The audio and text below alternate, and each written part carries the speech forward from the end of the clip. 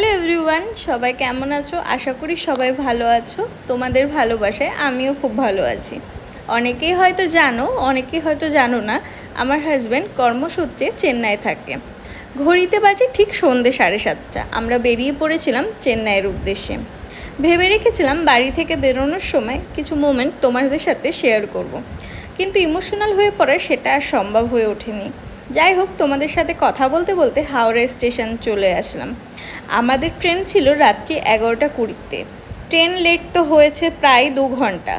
ক্লান্তি আর মাথা ব্যথা নিয়ে রাতে ঘুমিয়ে পড়ি। পরের দিন সকালে গপু সোনা ঘুম থেকে উঠে পাহাড় দেখতে ব্যস্ত।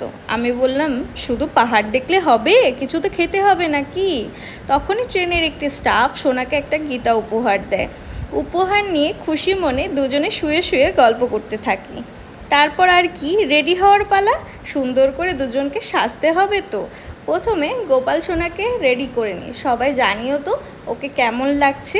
তারপর আমি আর আমার মা দুজনে রেডি হয়ে বসে আছি, অপেক্ষা করছি।